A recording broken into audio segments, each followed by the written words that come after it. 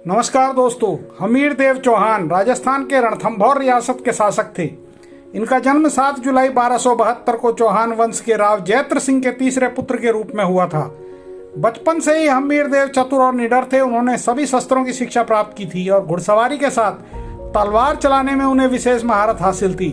इनकी वीरता के चर्चे दूर दूर तक फैले थे और दुश्मन इनके नाम से थर थर कांपते थे। लेकिन दोस्तों, यदि अभी तक आपने हमारे चैनल को सब्सक्राइब नहीं किया है तो प्लीज जल्दी से सब्सक्राइब करें, बेल आइकन की घंटी प्रेस करें और दोस्तों के साथ इसे शेयर करना ना भूलें।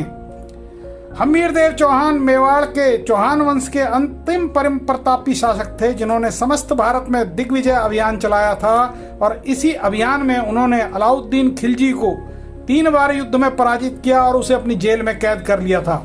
उनकी वीरता और निर्णय लेने का साहस वह उसे हमेशा सही रूप में पूर्ण करते थे। इतिहास में उन्हें यूं ही हठी हमीर देव चौहान नहीं कहा जाता। राव हमीर देव चौहान वीर थे कि तलवार के एक ही वार से मदमस्त हाथी का सिर काट डालते थे। उनके मुक्के के प्रहार से बिलबिलाकर ऊंट धरती पर लेट जाता था। इस वीरता से प्रभावित होकर राव जयत्र सिंह ने अपने जीवन काल में ही 16 दिसंबर 1282 को उनका राज्याभिषेक कर दिया। राव हमीर ने अपने शौर्य एवं पराक्रम से चौहान वंश की रणथंभौर तक सिमटी सीमाओं को कोटा, बूंदी, मालवा तथा ढूंढांड तक विस्तृत किया। हमीर देव चौहान ने अपने जीवन में 17 युद्ध लड़े, जिसमें से 16 में उन्हें सफलता मिली। 17वां युद्ध उनके विजय अभियान का अंग नहीं था। हमीर देव ने अपने राज्य की सीमा को मेवाड़ से बढ़ाकर दूर गुजरात और उत्तर में दिल्ली की सीमाओं तक फैला दिया था। उस वक्त 1296 में अलाउद्दीन खिलजी दिल्ली की गद्दी पर बैठा था। अलाउद्दीन ने 1299 में गुजरात पर आक्रमण किया और वहां से विजय के बाद वापस लौट रही मुस्लिम सेना ने माल बंटवारे को लेकर आपस में झगड़ा हो गया। सेना में शामिल मंगोल सैनिकों ने विद्रोह कर दिया, जिसके मुख्य नेता थे मोहम्मद शाह और केबरू, जो इस विद्रोह के बाद अलाउद्दीन के दमन की वजह से हमीर देव चौहान की शरण में चले गए। अलाउद्दीन खिलजी ने हमीर देव चौहान से इन्हें वापस लौटाने को कहा तो हमीर ने मना कर दिया, जिस कारण अलाउद्दीन खिलजी ने रणथंभौर पर आक्रमण करने का मन बना लिया।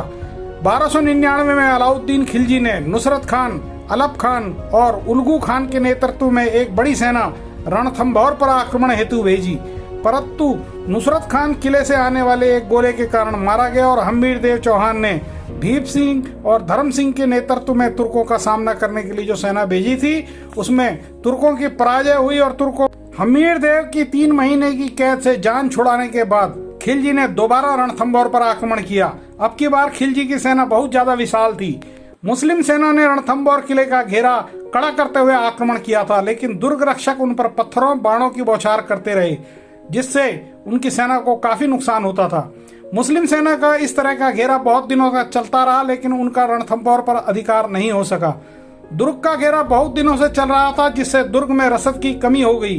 दुर्ग वालों ने जब अंतिम निर्णायक युद्ध का विचार किया, राजपूतों ने केसरिया वस्त्र धारण करके शाखा किया। राजपूत सेना ने दुर्ग के दरवाजे खोल दिए।